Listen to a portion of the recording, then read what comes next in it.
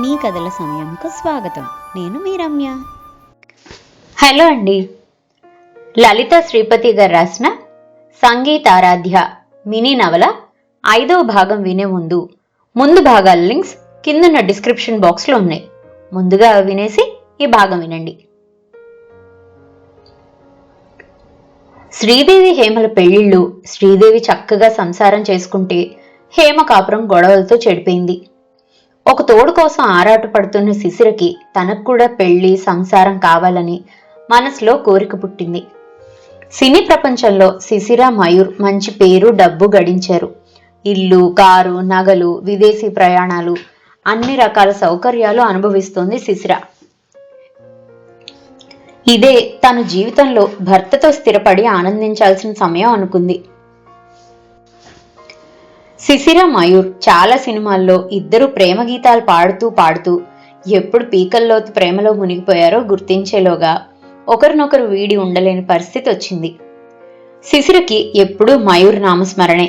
ఎప్పుడెప్పుడు వెళ్లి మయూర్ని కలుద్దామా అని ఎదురు చూస్తుండేది. ఎవరికి వారివి విడిగా పాటల రికార్డింగ్ ఉన్నా మయూర్ కోసం వేచి చూసేది. ఇద్దరూ కలిసి లంచ్ చేయడం, తల్లితో ఎదిరించి డబ్బు తీసుకోవడం, ధైర్యంగా మాట్లాడడం మొదలైంది. నేనెప్పుడు పల్లెటూరు చూడలేదు, నన్ను మీ ఊరికి తీసుకెళ్లవా మయూర్? ఒకరోజు అడిగిన శిశిరతో. యువరాండ్లా పెరిగావు నువ్వు, ఆ పల్లెటూరులో ఒక గంట కూడా ఉండలేవు అపురూపంగా చూస్తూ అన్నాడు మయూర్. నాకు కొన్ని కోరికలున్నాయి మయూర్. అప్పటికప్పుడు తీసిన పాలతో కాఫీ తాగాలి, కుండలో తోడు పెట్టిన పెరుగు తినాలి, జున్ను తినాలి, ఇలా కోసి అలా వండిన కూరలు తినాలి. ఈ కోరికలు తీర్చవా? గారాబంగా అడిగిన శిశిరతో. మరి మీ అమ్మ? అడిగాడు మయూర్. నేను మేనేజ్ చేస్తాగా, నవ్వుతూ కన్ను కొట్టింది. అల్లరి పిల్ల. హాయిగా నవ్వాడు మయూర్. అమ్మా, మయూర్ వాళ్ళ ఊర్లో కొన్ని జానపద పాటల రికార్డింగ్ ఉంది. మా గ్రూప్ వెళ్తున్నాం. పొద్దున్న వెళ్ళి రాత్రికి వస్తాం. శిశిర చెప్తే ముందు వద్దన్నది వసుంధర. నీకు గంటకి ఫోన్ చేస్తాను, అది వీడియో కాల్, ప్లీజ్ అమ్మా బతిమిలాడుతూ అంటే సరే అంది వసుంధర. అచ్చం ఒక పల్లెటూరు పడుచులాగా లంగా ఓణి వేసుకుని తల్లో పూలు పెట్టుకుని పొందిగ్గా తయారైంది శిశిర. మయూర్, శిశిర ఊరు వెళ్లేసరికి మయూర్ కుటుంబం అంతా వీరి రాక కోసం ఎదురు చూస్తున్నారు. మయూర్ కూడా సిటీ జీవితానికి అలవాటు పడి కొద్దిగా రంగు తేలాడు. ఇదివరకు మీద కాస్త సన్నబడి మంచి బట్టలు, మర్యాదగా మాట్లాడడం నేర్చుకొని కొత్త మయూర్లా కనిపిస్తున్నాడు. కారులో నుంచి ఇద్దరు దిగుతుంటే చూడముచ్చటగా ఉన్నారిద్దరు అనుకున్నారు మయూర్ తల్లి తండ్రి. అయినా మన పల్లెటూరి బీద మయూర్ ఎక్కడా, బస్తీలో పెరిగిన శిశిర ఎక్కడా అనుకున్నారు మళ్ళీ. ఆ రోజు జీవితంలో మర్చిపోలేని రోజులాగా గడిచింది శిశిరకి. చేలో నుంచి తెంపిన మొక్కజొన్నలు కుంపటి మీద కాల్చి ఇచ్చారు. మంచి జున్ను పెట్టారు. మయూర్ తల్లి అప్పుడే కోసిన వంకాయతో, బెండకాయలతో కూరలు, పొలంలోని దంపుడు బియ్యంతో అన్నం వండి, ముక్కల పులుసు, చిక్కటి మీగడ పెరుగుతో అరిటాకులో భోజనం పెడితే ఆవురావురమంటూ తిన్న శిశిర.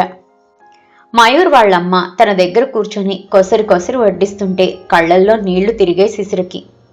ఏమైందమ్మా, కారం ఎక్కువైందా అని అడిగిన ఆమెకు మమకారం ఎక్కువైంది నవ్వుతూ సమాధానం ఇచ్చింది. అప్పుడు ఆ తల్లి మొహంలో వెలుగులు మర్చిపోలేదు శిశిర. మయూర్ అన్నయ్య సాగర్, నాన్న, చెల్లెలు స్రవంతి అందరితోనూ సరదాగా గడిపి వదలలేక వదిలి వచ్చింది. వచ్చేటప్పుడు మయూర్ చెల్లి స్రవంతికి తను తెచ్చిన కొత్త డ్రెస్లు, కొన్ని ఇమిటేషన్ నగలు ఇచ్చొచ్చింది. ఆ అమ్మాయి ఆనందానికి అవధులు లేవు.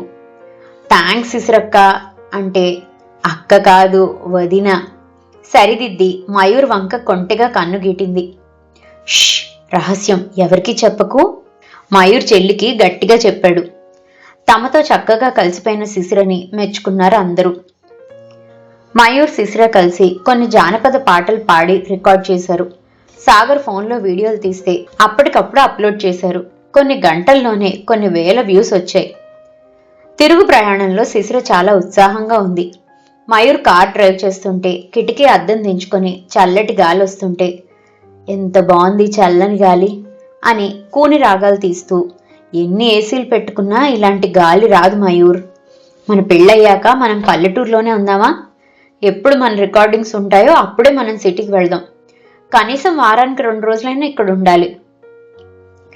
ఆపకుండా చెప్తున్న శిశిరను చూసి, మనం గాలిలో మేడలు కడుతున్నామా శిశిరా? మా ఊరు, మా ఇల్లు, మా వాళ్ళు అందరినీ చూసావుగా. ఇలాంటి చోటికి నిన్ను పంపడానికి మీ అమ్మగారు ఒప్పుకుంటారా? నాకు నమ్మకం లేదు నిరుత్సాహంగా అన్నాడు మయూర్. ఎందుకంత భయపడతావు? మీ కుటుంబానికి అభ్యంతరం ఉండదు అంటే సగం సమస్య పరిష్కారం అయినట్లే. మా అమ్మ విషయం అంటావా?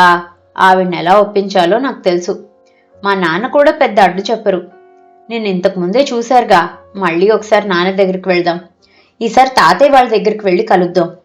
అందరికీ నిన్ను చూపిస్తే వాళ్ళకి నీ మీద ఒక మంచి అభిప్రాయం ఏర్పడుతుంది. చూడ్డానికి కొద్దిగా విలన్లా ఉన్నా నువ్వు హీరో మెటీరియల్ అని అర్థం చేసుకుంటారు కొంటెగా అంది శిశిర. ఏంటి, నేను విలనా? నువ్వు హీరోయిన్, నేను విలన్. ఎంత మాట అన్నావు శిశిరా, నా గుండెను కోసేసావుగా. నాటకీయంగా మయూర్ అంటుంటే పకపగా నవ్వింది శిశిర. అవును, సినిమాల్లో విలన్ ఎలా ఉంటాడు? నల్లగా, పొడుగ్గా, కండలు తిరిగి, కోర మీసంతో. అదే హీరో ఏమో తెల్లగా, సన్నగా, మీసాలు లేకుండా, క్లీన్ షేవ్ గడ్డంతో. అంటే నేనిప్పుడు మీసం తీసేయాలా? No, never. నా ప్రేమనైనా త్యాగం చేస్తా గాని నా మీసం కాదు. అంటే నీ మీసం పాటి విలువ చెయ్యనా నేను? ఏదో కాస్త ముద్దొస్తున్నావు, ముద్దిద్దామనుకుంటే మీసం అడ్డు వస్తుందని నెమ్మదిగా వినిపించకుండా అంది శిశిర. ఏంటి? టక్కున కారు పక్క కాపాడు. ముద్దు పెడతావా? ఇక్కడే, ఇప్పుడే? అయ్యో, ఆ మాట ముందే తెలిస్తే రేజర్ తెచ్చేవాణ్ణి కదా నెత్తి కొట్టుకుంటూ అన్నాడు. మాటల్లోనే చినుకులు మొదలయ్యాయి. కార్ స్టార్ట్ చేసి ఒక ఫర్లాంగ్ వెళ్లకముందే పెద్ద వర్షం వచ్చింది. ఉన్నట్లుండి ఇంత వర్షం ఏంటి అనుకుంటూ అటు ఇటు చూస్తే పక్కన ఒక ఫామ్ హౌస్ లాగా కనిపించింది. కార్ అటువైపు తిప్పి ఆ గేట్ ముందు హార్న్ కొట్టాడు. వాచ్మెన్ బయటికి గొడుగు వేసుకొని వచ్చాడు.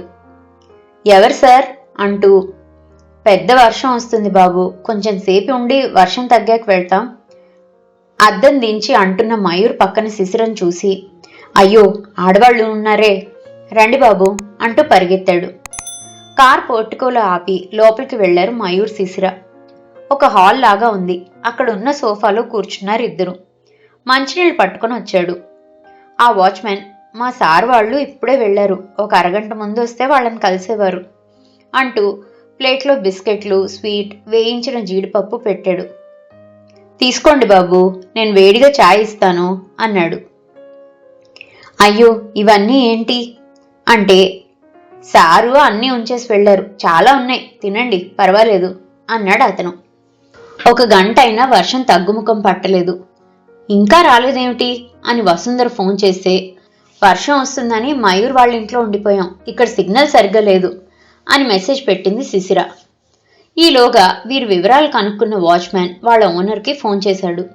ఆయన మయూర్తో మాట్లాడతానంటే సరే అని మయూర్కి ఫోన్ ఇచ్చాడు.